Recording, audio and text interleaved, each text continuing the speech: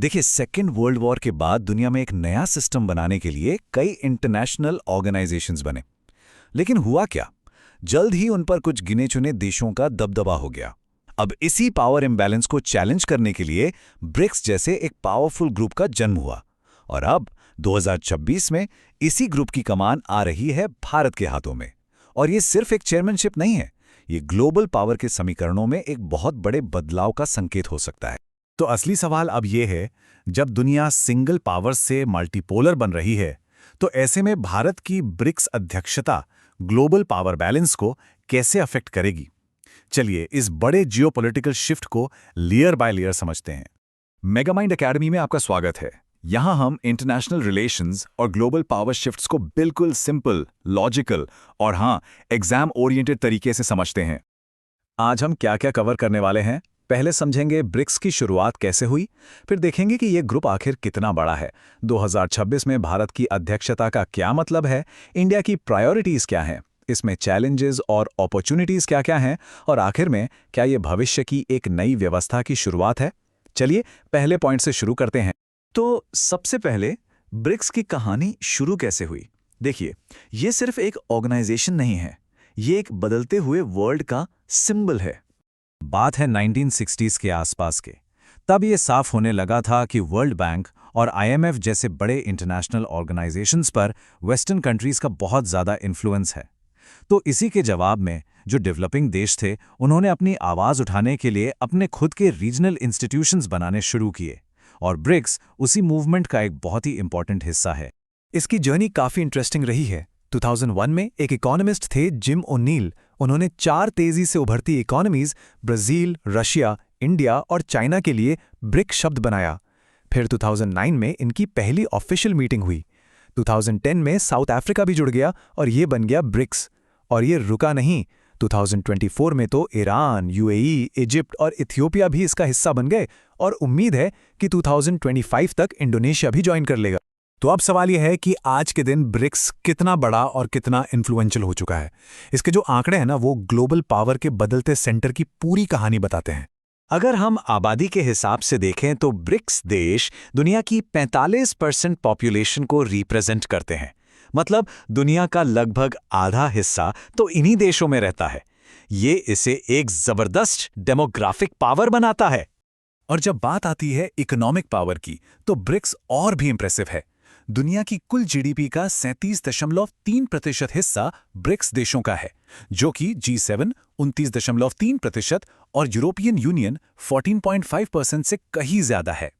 ये सिर्फ एक नंबर नहीं है, ये दिखाता है कि ब्रिक्स के पास एस्टैब्लिश्ड इकोनॉमिक इंस्टीट्यूशंस को चैलेंज करने की रियल कैपेसिटी है।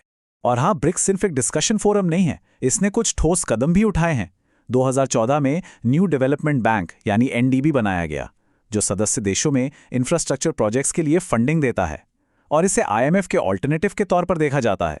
इसके अलावा फाइनेंशियल क्राइसिस से बचाने के लिए कंटिंजेंट रिजर्व अरेंजमेंट है, और सस्टेनेबल डेवलपमेंट के लिए ग्रीन एक्सचेंज जैसे कई इंपॉर्टेंट प्रोग्राम्स चल रहे हैं।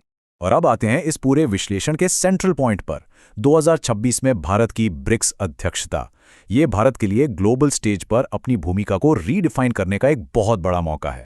13 जनवरी 2026 को हमारे विदेश मंत्री एस जयशंकर ने भारत की अध्यक्षता के लिए ऑफिशियल लोगो, थीम और वेबसाइट लॉन्च की।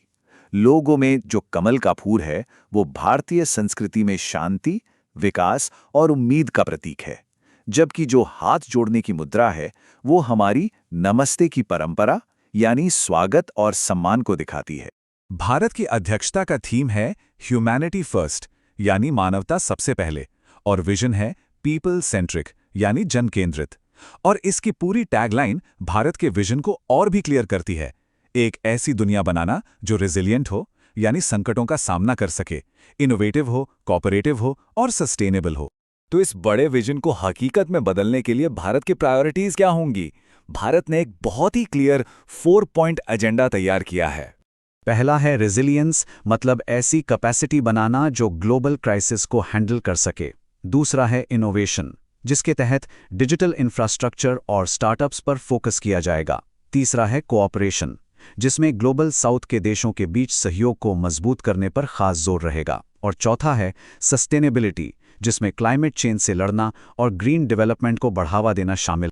अब ये भारत के लिए एक बहुत बड़ा मौका तो है, लेकिन रास्ता आसान नहीं है। चलिए इसके अपॉर्चुनिटीज और चैलेंजेस दोनों को जरा करीब से देखते हैं। मौका ये है कि भारत ग्लोबल साउथ को लीड कर सकता है और दुनिया के सामने रियल सॉल्यूशंस पेश कर सकता है। लेकिन सबसे बड़ी चुनौती है ग्रुप के अंदर की खींचतान, खासकर चीन की ग्लोबल एम्बिशंस। जैसे बॉर्डर डिस्प्यूट्स जैसे मुद्दे आपसी भरोसे को कम करते हैं। तो ऐसे में सभी सदस्य देशों के इंटरेस्ट के बीच बैलेंस बनाना एक बहुत बड़ी चुनौती होगी। इसी कॉन्टेक्स्ट में विदेश मंत्री एस जयशंकर का ये बयान बहुत इंपॉर्टेंट हो जाता है। उन्होंने साफ कहा कि ब्रिक्स एक कंस्ट्रक्टिव प्लेटफॉर्म है। ये मल्टीलैटरल सिस्टम का पूरक है, उसका रिप्लेसमेंट नहीं। मतलब ब्रिक्स किसी को खत्म करने के लिए नहीं, बल्कि मौजूदा सिस्टम को और बेहतर बनाने के लिए है। तो इन सब बातों से भविष्य की वर्ल्ड ऑर्डर के बारे में क्या पता चलता है? क्या ब्रिक्स वाकई एक नए दौर की शुरुआत कर रहा है? इसका जवाब ना ब्रिक्स के कोर प्रिंसिपल्स में ही छिपा है। सभी देशों की सॉवरेंटी का सम्मान, आपसी रिस्पेक्ट और सर्वसम्मति से फैसले लेना। भारत के वसुधैव कुटुंबकम यानी पूरी दुनिया एक परिवार है की भावना को बढ़ावा देना ही ब्रिक्स का असली लक्ष्य है। वैसे अगर आप भी इंटरनेशनल रिलेशंस और ग्लोबल समिट्स में दिलचस्पी रखते हैं तो इस विश्लेषण को एक लाइक जरूर करें। और अब एक सवाल सबके लिए, क्या यह माना जा सकता है कि ब्रिक्स 2026 के जरिए भारत ग्लोबल लीडरशिप को एक नया आकार दे पाएगा? अपने विचार नीचे कमेंट्स में जरूर बताइए। और ऐसे ही एग्जाम फोकस्ड ग्लोबल अफेयर्स विश्लेषणों के लिए मेगा माइंड एकेडमी को सब्सक्राइब करना मत भूलिएगा। मिलते हैं अगले विश्लेषण में।